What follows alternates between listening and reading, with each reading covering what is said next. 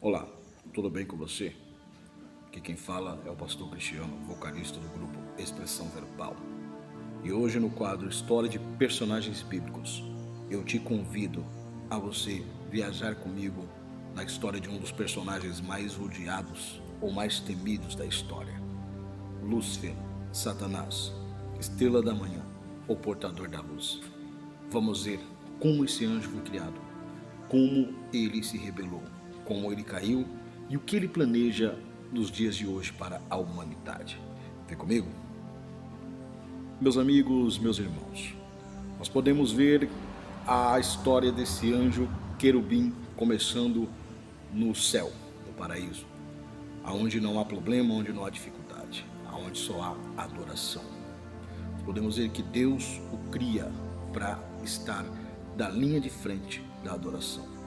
Podemos ver que ele é um tipo de maestro, ministro de louvor, aonde os serafins e os querubins que estão a comando dele são orquestrados a adorar a Deus.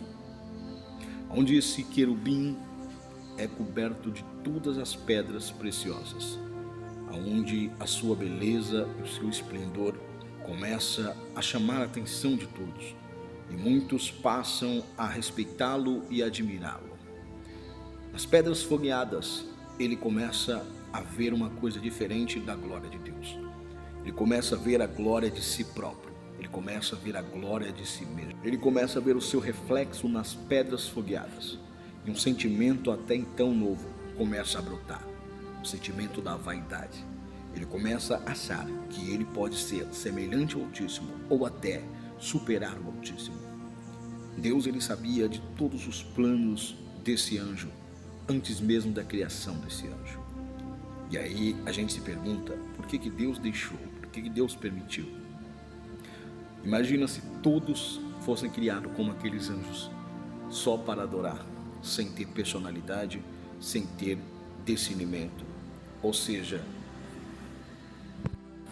eles apenas adoram porque foram criados para isso, como máquinas, como robôs, como um bichinho virtual que você coloca no seu celular e você programa ele para te amar.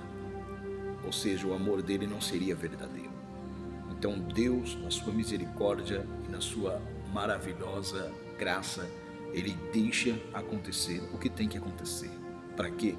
Para que haja o joio, para que haja o trigo, para que os verdadeiros adoradores se manifestem. No meio dos problemas, no meio da dificuldade, alguém vai adorar a Deus porque quer. Alguém vai adorar a Deus porque escolheu. Alguém vai adorar a Deus porque o ama. E esse alguém é você. Vamos continuar com a história. Agora, esse anjo, ele vai se autoproclamar um Deus. E ele vai querer guerrear para tomar à força o trono de Deus. A terça parte do céu agora está sob o seu comando. Está apoiando a sua rebelião. Quando esse anjo, ele parte para batalhar, a Bíblia e a história vai dizer que Deus ele profere um nome chamado Miguel. E esse Miguel, arcanjo, guerreiro de batalha, ele agora vai enfrentar Satanás e os seus anjos e vai bani-los para as trevas inferiores. Satanás está banido, os anjos que estavam com ele estão banidos. Agora a história vai dizer que Deus cria o planeta Terra, cria um jardim e cria o ser humano para o adorar também.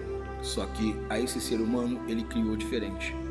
Ele não criou o ser humano apenas para adorar, ele criou o ser humano para escolher. Agora Adão e Eva, eles estão no paraíso e eles têm duas árvores, uma da vida eterna e uma do conhecimento do bem e do mal. E Deus os alerta, no dia que comer dessa árvore, certamente morrerás. Agora, Satanás se infiltra no meio do Éden e através do animal chamado serpente, os convida a conhecer o bem e o mal. Ou seja, eles tinham uma escolha e eles escolhem a ouvir a voz da serpente. Satanás derruba Adão, derruba Eva e começa ali uma batalha tremenda sobre o domínio da humanidade. Deus liberando o amor, liberando a graça e liberando o livre-arbítrio.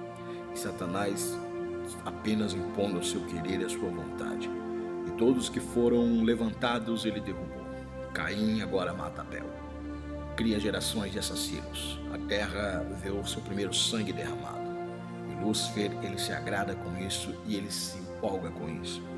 E ele vai se criando, ele vai se transformando.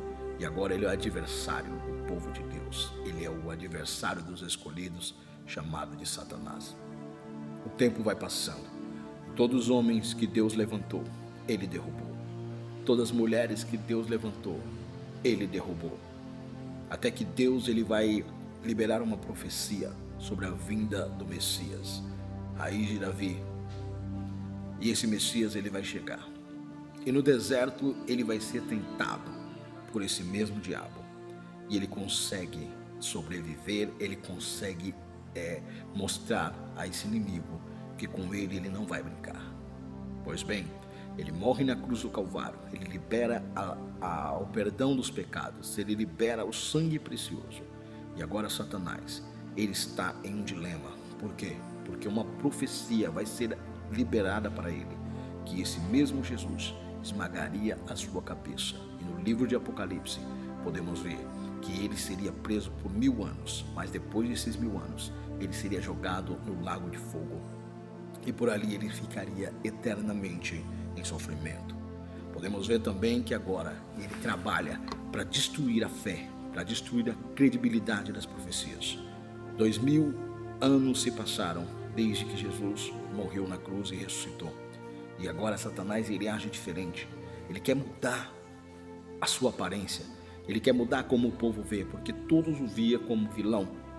E os satanistas, todos tinham medo e viam como pessoas ruins e perversas.